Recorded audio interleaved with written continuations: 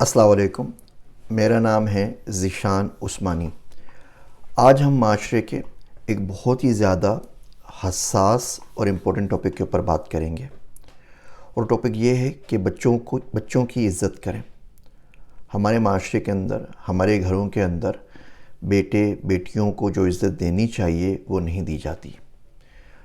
اب یہ بات ہم سمجھ سکتے ہیں کہ وہ چھوٹے تھے، ان کی عمر کم تھی، آپ ان کو گود میں لے کے پالتے تھے، آپ ان کو ڈانٹ دیتے تھے، جو چاہے کہتے تھے، بات ٹھیک تھی۔ لیکن اب دیکھیں وہ بڑے ہو چکے ہیں، ان کی عمر 14-15 سال ہو گئی ہے، 20 سال ہو گئی ہے، 25 سال ہو گئی ہے، کچھ کیسز میں 30 سال ہو گئی ہے۔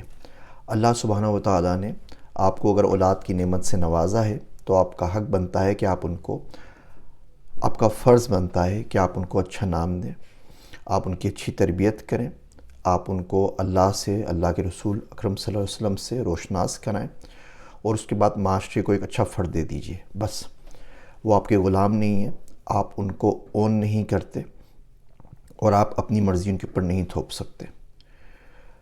ان کی اپنی پرسنالٹی ہے، ان کا اپنا تشخص ہے، ان کی اپنی ذات ہے، ان کی اپنی حیثیت ہے۔ وہ صرف اس نام سے نہیں جانے جائیں گے دنیا میں کہ وہ آپ کے بیٹے یا بیٹی ہیں۔ ان کا اپنا بھی کوئی نام ہے، ان کی اپنی بھی کوئی شناخت ہے۔ ان کی شناخت، ان کی آئیڈینٹی ان سے نہ چھینیں۔ ایک کے بعد اتنی زیادہ اسٹوریز آتی ہیں، اتنے زیادہ کیسز آتے ہیں کہ بندہ پریشان ہو جاتا ہے کہ معاشرہ کدھر جا رہا ہے۔ بھی پچھلے دنوں کاؤنسلنگ سیشن میں ایک بچی آئی، اس نے بولا جی میں پڑھنا چاہتی ہوں، اب گائیڈ کریں۔ اب میں جو اس کو گائیڈ کرتا بولتی ابا اجازت نہیں دیں گے، ابو نہیں مانیں گے سر جی، امی نہیں مانیں گی سر جی۔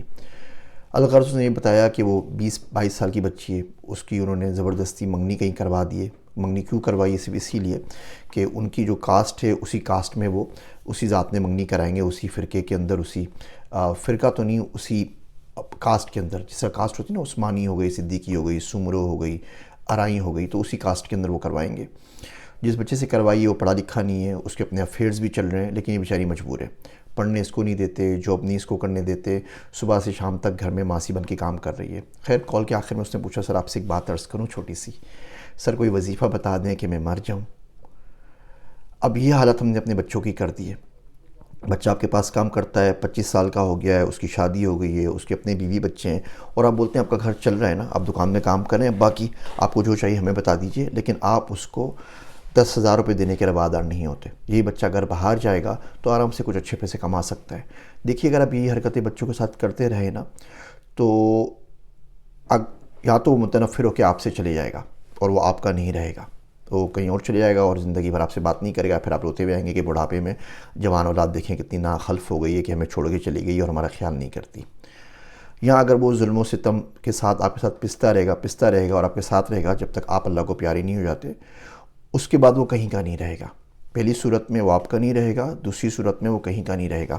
اس کو معاشرے کا پتہ ہی نہیں ہوگا کہ کاروبار کیسے کرنا ہے، باقی لوگوں سے ڈیل کیسے کرنا ہے، بیکوز آپ نے زندگی بھر اس کو چھاؤں سے نہیں نکلنے دیا۔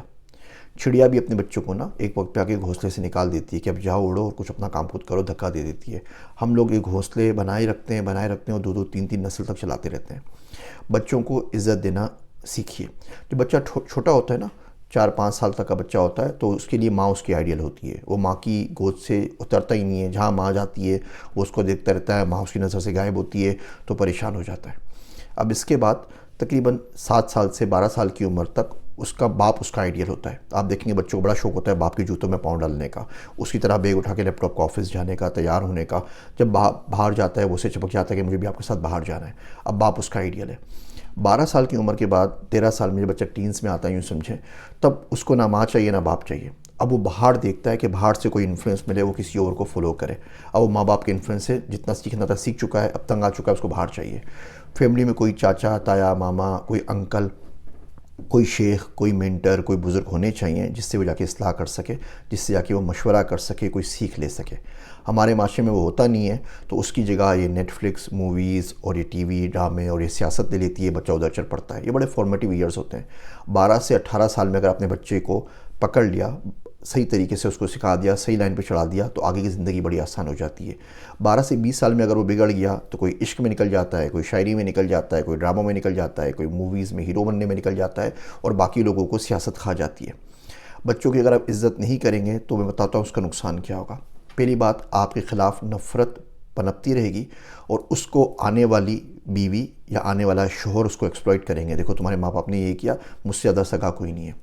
دوسرا نقصان یہ ہوگا کہ جب آپ کے پاس سے محبت اور عزت نہیں ملے گی تو دنیا میں جہاں سے محبت عزت ملے گی بچہ وہاں چلے جائے گا، اس کے لیے اس کا کیریئر داؤ پہ لگ جائے، عزت داؤ پہ لگ جائے، زندگی داؤ پہ لگ جائے، وہ کیئر نہیں کرے گا، بولے گا عزت سے بات تو کر رہا ہے نا۔